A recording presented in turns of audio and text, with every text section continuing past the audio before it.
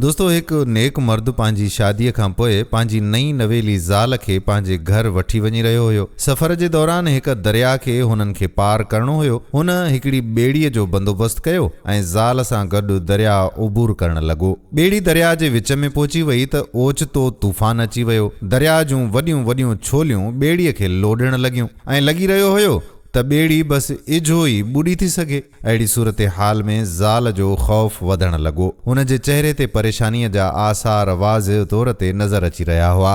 ज़ाल पंहिंजी ख़ामोशी टोड़े गुस्से मां चयो त तव्हांखे नज़र न पियो अचे, तूफ़ान ॿेड़ीअ खे ॿोड़ण लॻो आहे। असांजो मौत वेझो अची चुको आहे ऐं तव्हां आहियो त आराम सां वेठा आहियो, ॼण कुझु थियो ई न हुजे।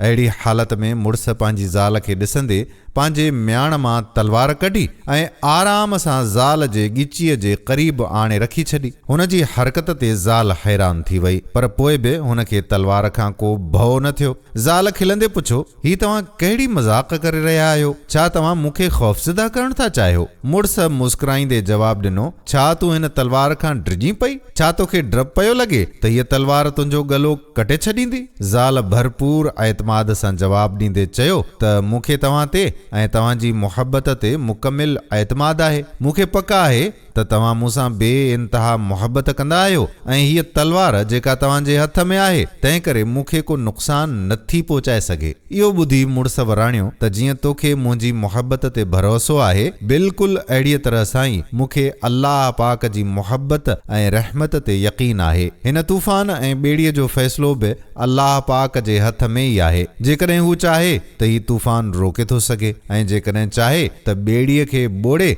असांखे बचाए थो सघे। दोस्तो, हीअ कहाणी असांखे सबक़ पई ॾे त अल्लाह जी मुहबत, कुदरत ऐं फ़ैसिलनि ते मुकमिल एतमाद करणु घुरिजे। असांखे पंहिंजे ईमान खे रुगो विरासत में मिलण वारी सुञाणप ताईं महदूद नाहे रखणो, पर असांखे पंहिंजे दिलि सां यकीन करणु घुरिजे त जेको बि असां सां थिए पियो इहो अल्लाह जी हिकमत ऐं इरादे सां पियो थिए। अल्लाह जी मर्ज़ीअ ते राज़ी रहणु ऐं हर हाल में संदसि तरफ़ रुजू करणु ई असांजी कामयाबीअ जो बहितरीन राज़ आहे। अवां सभिनी लाइ दुआ आहे त अल्लाह पाक अवां जी ऐं असां सभिनी जी हिफ़ाज़त फ़रमाए ऐं आफ़तुनि में असांखे सुकून ऐं इत्मीनान वारी ज़िंदगी नसीब फ़रमाए। आमीन। वीडियो पसंदि आई आहे त शेयर ज़रूरु कजो ऐं पेज खे फॉलो बि करे छॾियो। ईंदड़ वीडियो ताईं अव्हां जो मेज़बान क़ादिर बख़्श कल्होड़ो अव्हां खां मोकिलाए थो। अल्लाह वाही।